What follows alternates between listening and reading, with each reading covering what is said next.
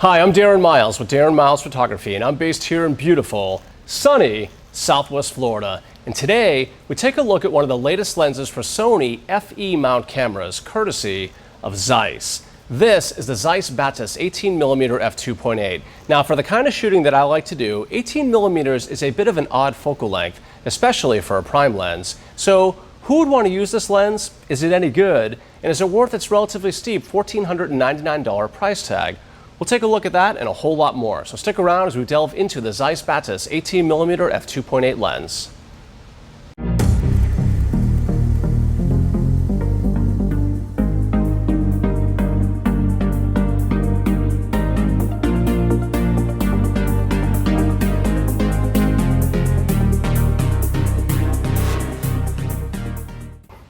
Like a lot of third-party lens manufacturers, Zeiss is looking to capitalize on the sudden surge of popularity of the Sony A7 and A9 line of cameras. Zeiss has traditionally stuck to the high end of lens optics, and the 18 is no exception.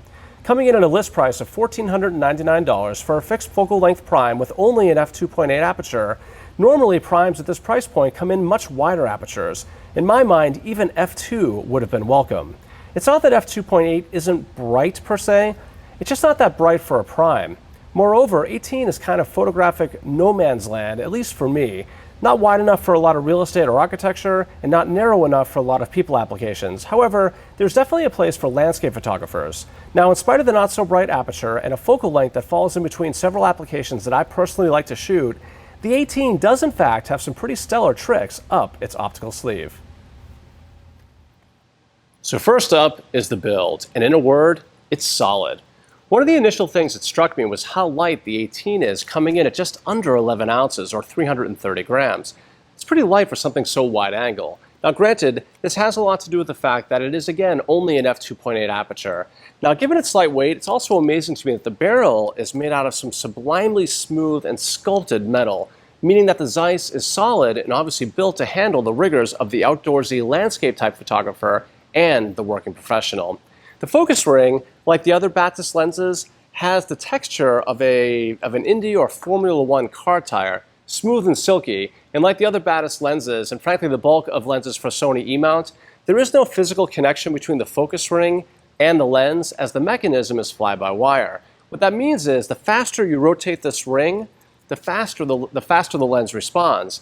Now, to partially offset the fly-by-wire, Zeiss has given us a digital focus distance meter, which can be helpful, but still not perfect for video shooters. The lens cap is made out of seriously robust plastic, and the hood is also a perfectly sculpted mass of grade A plastic. Now, unlike a lot of other wide-angle lenses, the 18 doesn't have that bulbous front element, meaning that 77mm screw-on filters can be used, which is really nice if you want to use an ND filter, graduated filter, or circular polarizer filter, etc. in those landscape situations. It's a nice touch, especially if you've gotten used to other wide-angle lenses that don't allow you to screw on a filter. Now on the inside, we have an optical formula of 11 elements arranged in 10 groups, and there are 9 rounded aperture blades for some surprisingly pleasant autofocus bokeh rendering, which is quite good for something, again, this wide. I mention this every time I review a wide-angle lens, but we don't really buy these things for pleasing autofocus bokeh rendering, but the 18 is nonetheless a very pleasant surprise in the bokeh department. Now, speaking of the aperture, it ranges from f2.8 all the way to f22. Oh, and the 18 is dust and moisture resistant. Now, given all the positives, there's really not a whole lot to criticize here, and as such, the Zeiss Batis 18mm f2.8 gets a perfect 10 out of 10 for build quality. So next up is autofocus speed and accuracy. Now, up until recently, Zeiss usually produced optically excellent manual focus only lenses, but the Batis line have all been autofocus lenses, and AF on the 18 is really fast, completely silent, and deadly accurate. Again, when you're shooting landscape or architecture, fast autofocus is nice, but it's not a deal breaker if the lens doesn't focus quickly, though I'm pleased to say that the 18 focuses very quickly and very accurately. Now the beep is on. I'm just going to go ahead and demo this. So here we go. Something far away, bam, really fast. Something up close, I mean, just nails it. I think you can see the focus speed is very quick, and I can attest from all the images that I've taken, AF is extraordinarily accurate.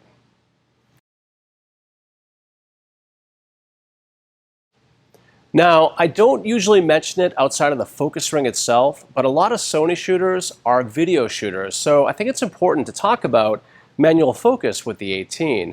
As I mentioned previously in the build section, like the majority of lenses for the E-mount, the focus mechanism is fly-by-wire, meaning that there's no physical connection between the ring and the elements contained within the lens barrel, and focus speed is directly impacted by how quickly you rotate the ring. Now, Zeiss, to their credit, has partially offset this anomaly with Sony cameras and lenses by including a focus distance meter. Now, it's digital and it's still impacted by how fast you rotate the ring, but at least it'll tell you where the lens is focused. And to me, that partially offsets the annoyance of fly-by-wire and can be very useful to a video shooter. So, combined with lightning-fast, deadly accurate autofocus, the Zeiss 18 impresses, and as such gets another perfect 10 out of 10 for AF speed and accuracy. So next up is optical quality and the quality of the results. And in spite of the fact that it's a bit of an unusual focal length and isn't all that fast for a prime, I was able to take advantage of the 18 in a variety of lighting conditions and situations. And over time, with the lens, I found myself getting more and more used to the 18mm focal length, and it grew on me. And by the end of this review, the 18 turned out to be a really pleasant surprise. Optically, straight from f2.8, the lens is incredibly sharp from the center all the way to the edges. Now that said, the edges are slightly less impressive, but still very excellent, notably for a wide-angle lens. Distortion is well controlled, though vignetting is really heavy, especially wide open at f2.8. On the plus side, chromatic aberrations are virtually non-existent in those pesky high contrast areas. Flare performance is equally as impressive.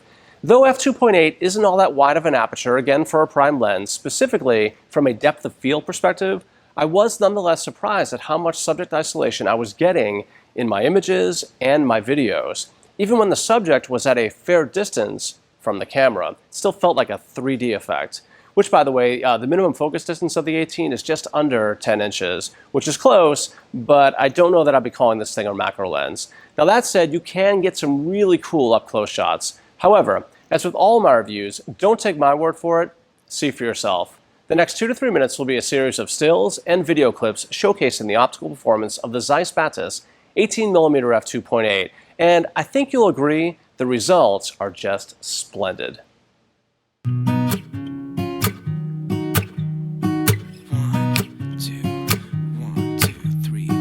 I've been feeling so small.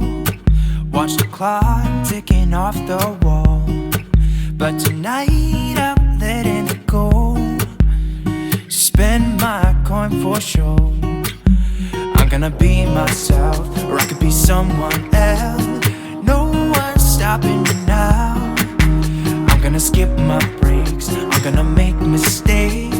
I just wanna feel alive. It's just what I do when I'm out, so try not to hold me down. Feel alive when I'm in this town. Look at those beautiful stars. I wanna drive a faster car. Nothing can break me, no, no, nothing can break me. Try not to hold me down. Feel alive when I'm in this town. Look at those beautiful stars. I wanna take a trip to Mars. Nothing can break me, no, no, nothing can break me.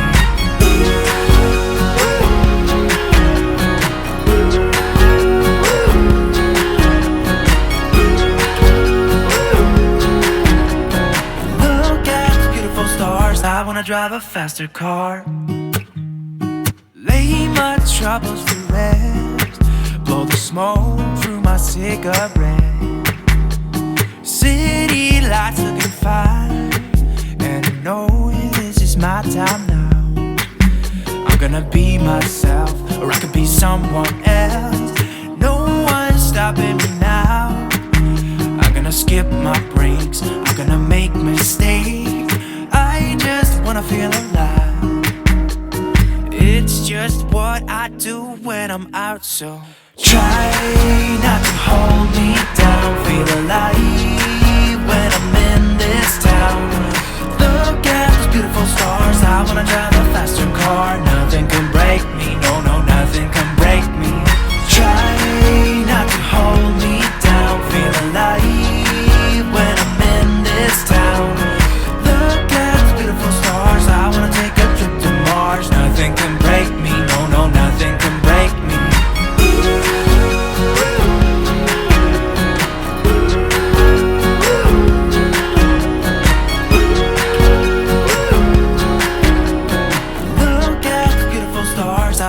drive a faster car. I'm gonna be myself. I'm gonna be someone else. I'm gonna...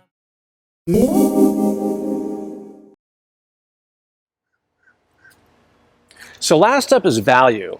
And if there's a fly in the ointment, it's value. Now let's be very clear. The Zeiss 18 is an excellent lens, and Zeiss definitely positions itself as the Bugatti or the Rolex in the lens optics world, and their lenses are priced accordingly. And what we have here is a prime lens with an aperture of f2.8, which is significantly slower than competing offerings from, say, the likes of Sigma with their 14mm f1.8. It's also much higher priced than Rokinon, who has a 14mm f2.8 as well, and at half the cost. Now, speaking of the cost, I think another option you'll also have to consider is the Sigma 14-24 f2.8 with the MC11 adapter. That combo is optically excellent and not only covers this focal length in its range, but also has the same aperture throughout.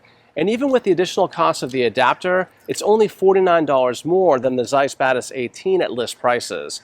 Now, I know there are issues with adapting lenses. I mean, I get it. And maybe it's a good idea to wait for Sigma to come out with the 14-24 in a native E-mount.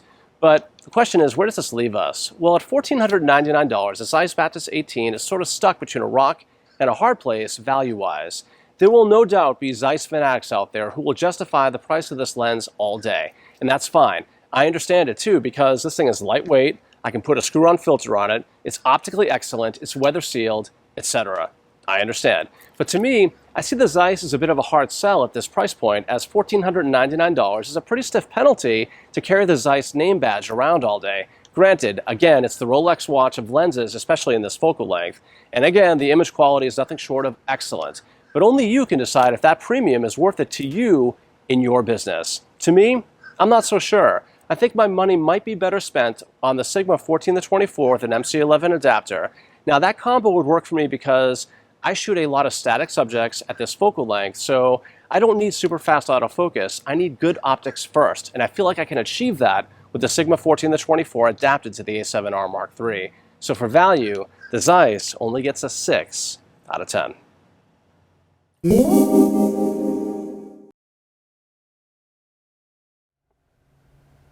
To wrap up this review, we gave the Zeiss 18mm f2.8 Batis a 46 out of 50 and our highly recommended rating. The final word. The Zeiss Batis 18mm f2.8 is an outstanding lens. I can't emphasize that point enough because my detractors out there will say that I'm ripping on this lens when clearly I'm not. I believe that Zeiss optics should in fact carry a premium. Personally, I value versatility just a little bit more. And if I can cover 18mm at f2.8 with an adapted lens like the Sigma 14-24 at an additional cost of only $50, I'm probably going to do that because it makes more sense for me in my business. Moreover, 18mm is an odd focal length for the bulk of the kind of shooting that I do professionally. Now, to be clear, a real estate and architectural photographer could easily get away with 18mm. It's just that I personally like to shoot just a little bit wider, somewhere in between 14 and 17mm. So in spite of its fantastic optics, the Zeiss ultimately falls ever so slightly out of that range and just might handicap my ability to get what I need to get the job done just a little bit too often. I'm Darren Miles with Darren Miles Photography, based here in beautiful, sunny Southwest Florida. If you like these reviews, please be sure to give me a like, or better yet, subscribe. And until the next time, happy shooting.